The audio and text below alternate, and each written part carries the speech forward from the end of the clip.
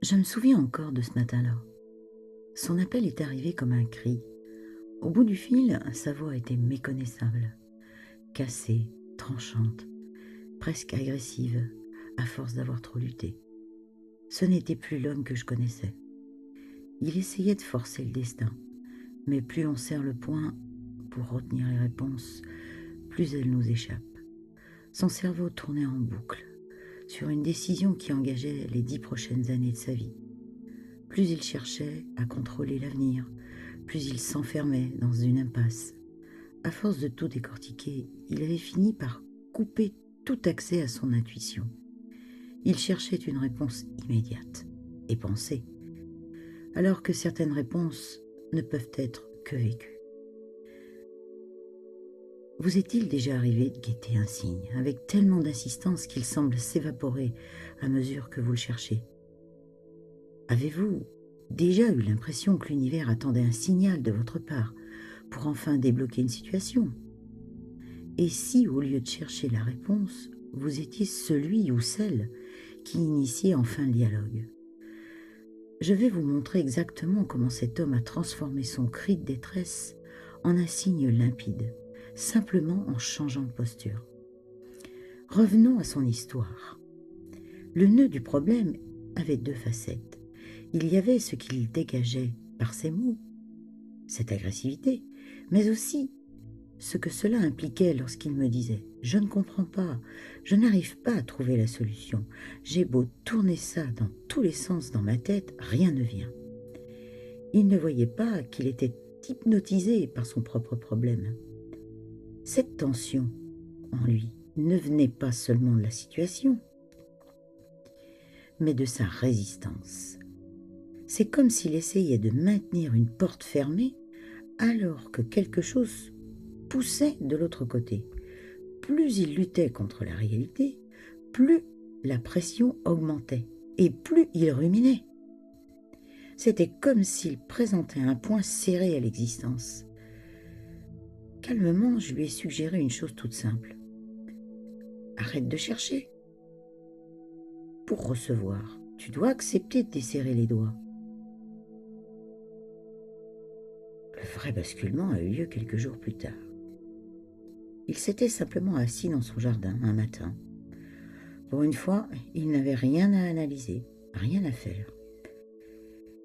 Il a profité juste de l'instant présent, de la lumière environnante, du chant des oiseaux, du léger vent.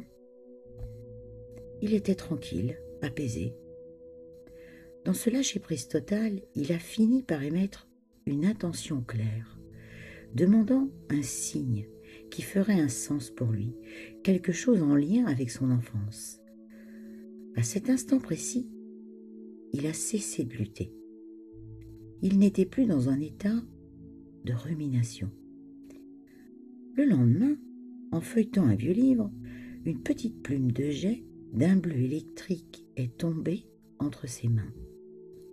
Son cœur n'a fait qu'un bond. Ce n'était pas un hasard. Cette plume était le lien direct avec un souvenir précis de son passé. À cet instant, il a compris alors que la vie ne fonctionnait pas contre lui, mais avec une forme de cohérence qu'il ne pouvait pas percevoir dans la lutte.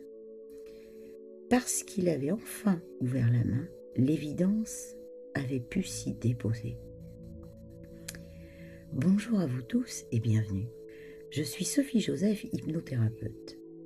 Si cette plume a pu apparaître, c'est parce que cet homme a changé d'état intérieur. C'est précisément ce que nous allons explorer pour terminer notre série sur les synchronicités. Voici la clé numéro 5. Devenir l'artisan de ses propres signes. Passer de l'observation à la co-création. C'est comprendre que la synchronicité n'est pas un hasard qui tombe du ciel. C'est une conversation que vous commencez avec la vie.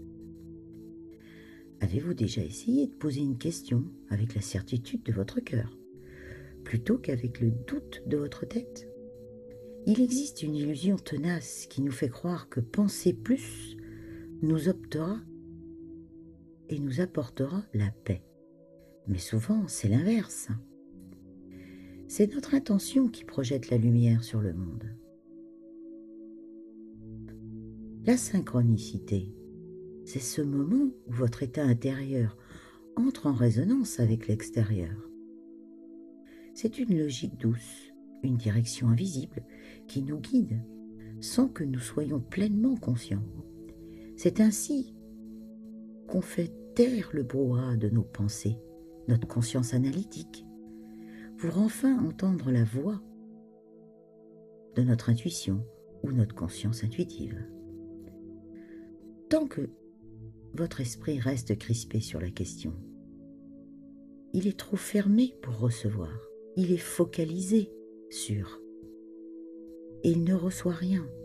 C'est au moment où vous ouvrez la main que vous permettez à l'évidence de s'y déposer. Ce soir, avant de vous endormir, déposez une question à votre corps et à votre cœur. Formulez-la simplement. Vous n'avez pas besoin de résoudre votre vie ce soir, ni de trouver toutes les réponses avant de fermer les yeux. Ne cherchez pas la réponse immédiate avec votre mental. Laissez simplement cette question infuser vos cellules. La nuit n'est pas un défi à relever. C'est un espace qui vous accueille. Un espace de calme, de sérénité. Demain, vivez votre journée sans aucune attente. Le signe que vous recevrez ne sera peut-être pas visuel.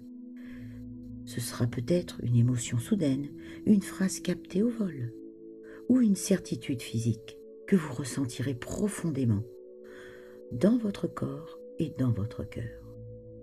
Restez attentif, car la réponse se trouve dans votre capacité à ne rien attendre. Devenez l'artisan de vos signes. Et si vous avez l'impression de douter encore, rappelez-vous que vous ne revenez pas en arrière. Vous êtes dans une spirale. Vous repassez par des endroits connus, mais avec un regard nouveau. Pour sceller cette intention, je vous invite à noter en commentaire le mot ou le symbole que vous avez choisi de laisser infuser aujourd'hui. En écrivant ici, vous donnez une existence physique à votre intention et vous commencez déjà à habiter votre présent. Je vous remercie d'avoir suivi ces 5 clés avec moi sur la chaîne. Je vous dis à très vite et d'ici là, prenez bien soin de vous et de votre lumière intérieure.